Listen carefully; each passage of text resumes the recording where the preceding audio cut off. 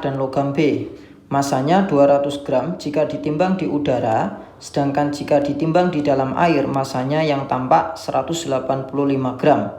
Jika kerapatan logam A 20 gram per cm kubik, kerapatan logam B-nya 10 gram per cm kubik, dan kerapatan airnya adalah 19 gram per cm kubik, maka massa logam A berapa? Oke, untuk menjawabnya kita tulis dulu yang diketahui di soal. Diketahui yaitu massa dari logam C, Mc, nilainya adalah 200 gram. Ini ketika di udara ya. Kemudian ketika di air, Mc air itu nilainya menjadi 185 gram.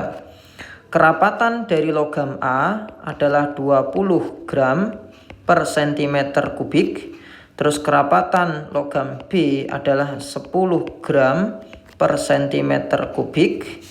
Kalau kerapatan airnya adalah 19 gram per cm kubik. Pertanyaannya adalah massa logam A-nya itu berapa? Nah, ini mohon maaf ya, ada yang kurang tepat. Jadi kerapatan airnya sebenarnya bukan 19, harusnya adalah 1 ya, 1 gram per cm kubik. Nah, ini saya ganti 1 ya. Nah, kemudian yang ditanyakan adalah massa logam A itu berapa?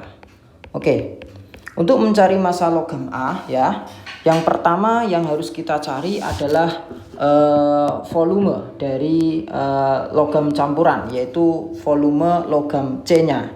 Nah, untuk mencarinya kita bisa menggunakan selisih dari berat di udara dan berat di air yang merupakan atau menjadi gaya apungnya ya. Jadi gaya apung itu sama dengan W di udara dikurangi W di air.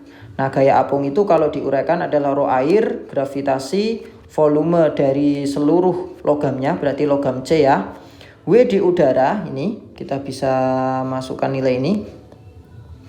Jadi 200 gram ya, kalau kita jadikan kilo kan 0,2. Kita kali 10 berarti 2, dikurangi W di air 185, kita jadikan kilo itu 0,185.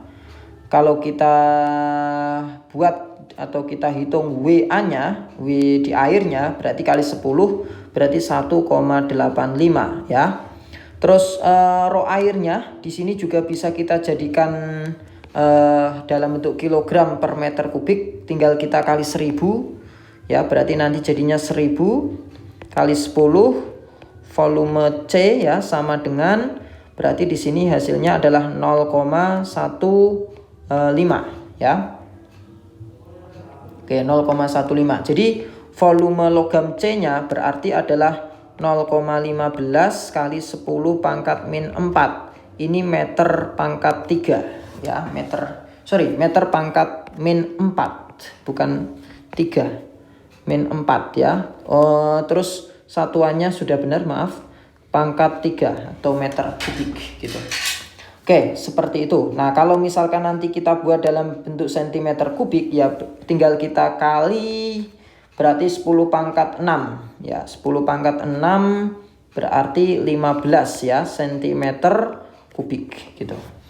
Nah, setelah kita dapatkan volume total logam C, selanjutnya adalah kita tahu bahwa massa dari C, logam C itu penjumlahan dari massa A ditambah massa B ya. Dimana massa dari logam C itu kayak yang di udara, itu nilainya adalah 200. Jadi 200 sama dengan MA ditambah MB. Oke, kita biarkan ini menjadi persamaan 1.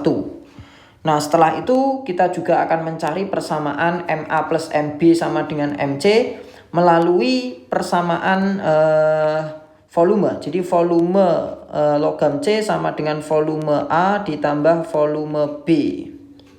Oke. Nah, volume logam C itu diketahui nilainya adalah 15 ya, 15.